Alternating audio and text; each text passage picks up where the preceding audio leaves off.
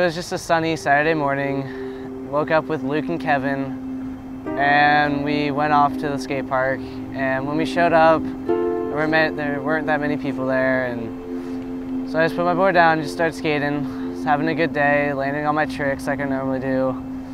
And then I tray flipped the 353, and I landed it before. And then we went to go film, so I went to do it again. I started by the 10 stair, like on top of the bank, and I did a kickflip into the little like roll-in kind of thing. And I curved around and went towards the 353 and tried tray flip and just packed it. Well, when it first happened, we didn't really realize what was going on, because to me, when I was filming, it just looks like he hit his back and just slipped out. It didn't really look that bad. But I just gotta say, thank the Lord, because there was a paramedic for the Navy that was skateboarding there, and Chase kept saying, "Don't take me to that emergency room," just freaking out on the ground. We didn't really know what was going on. We couldn't handle it. And then the paramedic just told us all this, like, he knew all the side effects and symptoms to having a head injury, and like his nose was bleeding and it was gnarly. He couldn't stretch his fingers out, he couldn't move. It was just insane how it all happened so fast. We just called our friend's mom, and she came 15 minutes later, got to the hospital 30 minutes later, and they told us that if we didn't get him there 15 minutes later, he would have possibly been dead. And right then it was just so shocking to know that one of our best friends, one of our good friends that we've grown up with, could have just been gone. Well, I woke up in the hospital and I had a moment of realization that at first I woke up and had no clue where I was, and then I looked around and saw hospital type things around, and I was just laying in a bed randomly with random tubes in my arm. So then I realized I was in a hospital, but I still hadn't remembered why. So I called the nurse in and asked her what happened. She told me like what had happened, and then she told me like what kind of surgery I had to my head, and I was just like, I was baffled. I was at school and somebody asked me, "Did you hear about Chase?" And I was like, "No, what happened?" And somebody said he fell at PQ, and I didn't really know what happened. And then the next day I went to go see him, and I was like, wow, he's pretty screwed. My initial reaction, I was just like really shocked. It was kind of like unbelievable that it happened to Chase. I was shocked. I didn't think anything like that I didn't think anything that serious would happen to Chase or just anybody. I never really thought about it. Like, yeah, it was shocking.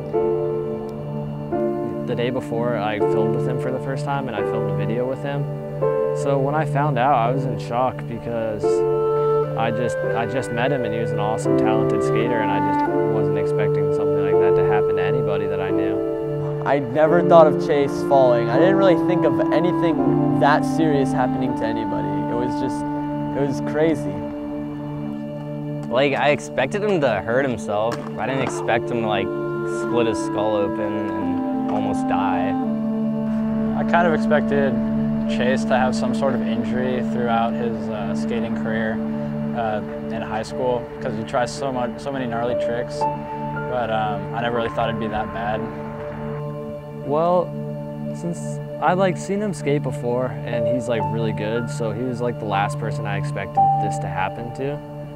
And it's scary to think that it would happen to anybody, but especially Chase, because he's so good at what he does, and he fell on a trick that he was just so good at. So, I don't know, I wasn't really expecting it to happen to him. I think it might have been the first or second day after it happened. I went to the hospital like 2 or 3 times with my older brother, and we hung out with him, and I was the first person there when they took off his bandage off his head and saw the giant question mark scar on his head. Afterwards, like another week, I went to his house during a long lunch break and we watched Avatar and stuff just to kind of give him support. So tried to help as much as I could. We brought him dinner one night, and then I would go to his house like maybe twice a month, or just kind of randomly, and we would play video games, or we would just like support him with what happened.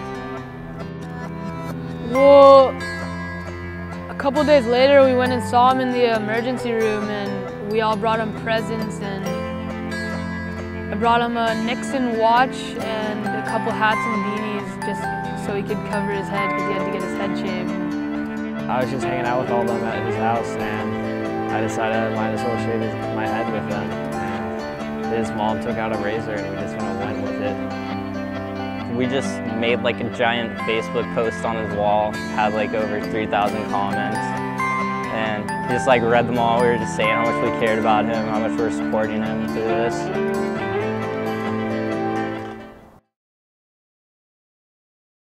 Seeing Chase on the board again didn't really surprise me. I just like wanted him to wear his helmet so he wouldn't hit his head again and risk another accident like that.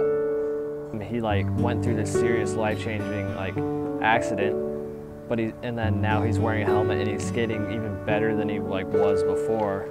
And it's just showing kids that like helmets do like protect, and it's so what if it might not look that cool, like that's what people think, like it really does make a difference. I thought he would probably slow down, not skate as hard as he would, but it was the opposite. He got better. He had more fun with it. Everybody was just amazed by him. I knew that Chase was gonna keep skating because that kid's a really talented skater, but I didn't know that he'd get back so fast. Like he'd come and chill with us at the skate park and even do a couple flat ground tricks, and we'd like force him to put his helmet on, and he would. He wasn't like not down to put his helmet on, but the first day I remember him coming back from skating, he's just still killing it. Wasn't sore, not sore, but he wasn't stiff or anything, just still doing the same tricks. And like I said, that kid has a talent for skating. He's a really good, amazing skater, and he always will be. I knew he'd get back to his original, if not better, but now that he wears a helmet, I think it's a lot safer for him, and that he feels more comfortable, so he doesn't get hurt again. To get back on the board, it felt kind of weird. Like I was kind of nervous at first, but at the same time it felt really good because I hadn't skated in a few months, and that was way longer than I ever had not skated before, so I kind of missed it. It's been a year now, the 22nd, and everything's pretty much the same as it was before I hit my head. I mean, now I wear a helmet whenever I skate, and I'm a lot more careful, but I do the same things as I used to do.